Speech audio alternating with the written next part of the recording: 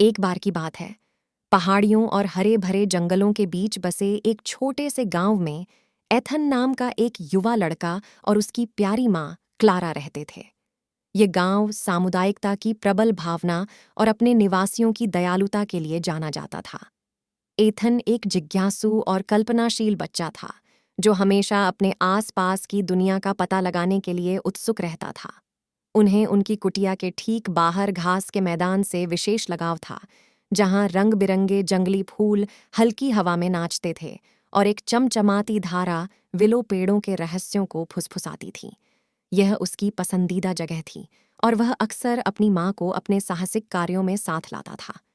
एक धूप वाली सुबह, जब सूरज की सुनहरी किरणें घास के मैदान को गर्मी से नहला रही थीं, एथन एक उज्ज्वल विचार के साथ अपनी माँ के पास आया।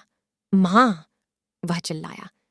मैं सोच रहा था, हमें अपने घास के मैदान की सुंदरता को गांव में सभी के साथ साझा करने का एक तरीका खोजना चाहिए। वे भी इस आनंद का अनुभव करने के पात्र हैं। क्लारा अपने बेटे के सुझाव पर गर्मजोशी से मुस्कुराई। वह जानती थी कि एथन का दिल उस घास के मैदान जितना ही सुंदर था, जिसे वह बहुत प्यार करता था। यह एक अद्भुत विचार है मेरे प्रिय, उसने उत्तर दिया। लेकिन आप यह कैसे प्रस्तावित करते हैं कि हम ऐसा करें? एथन ने एक पल के लिए सोचा और फिर कहा, मुझे एक जादुई सुनहरे धागे के बारे में एक कहानी सुनना याद है, जो लोगों को उनके सपनों के करीब ला सकता है। अगर हम इसे पा सकते हैं, तो हम इसका उपयोग अपने घास के मैदान की सुंदरता की एक टेपेस्ट्री बुनने के लिए कर सकते हैं। अपने दिलों में उत्साह के साथ माँ और बेटा पौराणिक सुनहरे धागे की खोज में निकल पड़े। उन्होंने घने जंगलों से होकर यात्रा की, खड़ी पहाड़ियों पर चढ़े और चमचमाती नदियों को पार किया। अपनी खोज में कभी आशा नहीं खोई। रास्ते में उन्हें दयालु अजनबियों का सामना करना पड़ा, जिन्होंने उन्हें आश्रय, भोजन और मार्गदर्शन की पेशकश की, जिससे उनका विश्वास मजबूत हुआ कि दुनिया वास्तव में एक खूबसूरत जगह है।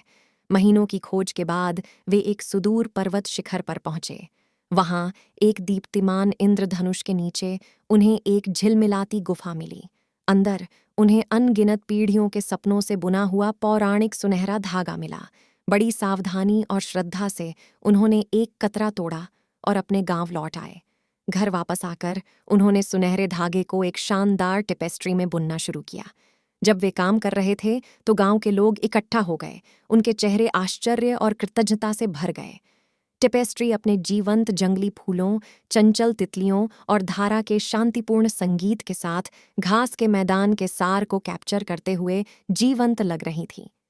जैसे ही आखिरी धागा बुना गया, घास का मैदान टेपेस्ट्री की सीमाओं से परे फैल गया, जिससे ग्रामीणों के दिल खुशी और संतुष्टि से भर गए।